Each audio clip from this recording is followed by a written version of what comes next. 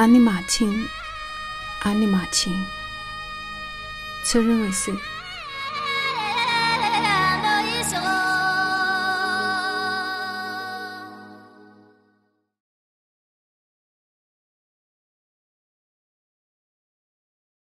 ？51，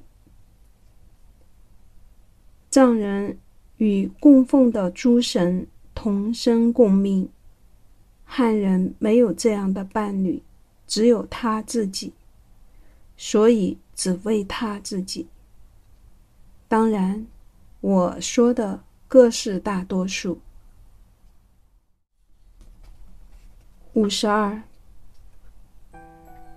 冒着雨，在走不完的山路上走啊走啊走啊，直到雨变成了冰雹和雪花，下啊下啊下啊，眼睛雾蒙蒙的，把远处的一片红金帆看成了我们的帐篷。卡提亚笑我做白日梦，所以黄房子出现的时候我没吭声，万一又是幻觉，该多失望呀。越来越清晰，却不是公房，而是厕所。这里也搞厕所革命么？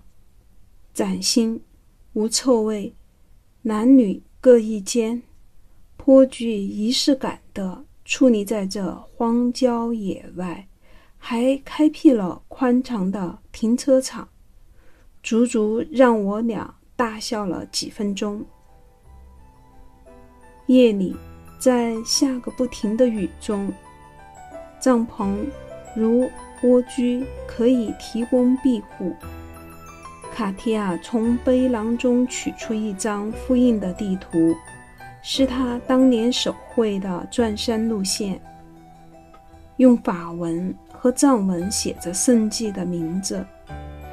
顺着他的手指，我感到欣慰，因为已经徒步了大半。突然落下一滴雨，阴湿了某个海拔数据。我俩对视了一眼，异口同声的再次恳求了那位无所不能的山神。我还递了一张保暖贴给他，与多用途的湿巾一样，是必不可缺的神器。忽闻拴在草地上的坎让打喷嚏。对了，马怕不怕被雨淋？53，看不到熊猫在身前身后的影子，在身体两侧的影子，甚至无影之影。听不到熊猫不定时发出的吼声，或稀稀疏疏如咀嚼声，甚至无声之声。有一种身心得自由的感觉，在这里，也只能是在类似天涯绝景的这里。工作亲，我脱口而出。54，我说过，我们的早餐是酥油奶渣拌糌粑，但我用勺子搅拌的方式被嘲笑。2个果洛男孩说，糌粑不是你这样的做法，一手托碗，一手沿着碗边转着捏成团才对。我分辨说，做糌粑的方式不止一种，我属卫藏城里人的那种做法，而你们的做法在安多和康常见，可以并存，并不是非此即彼的选项。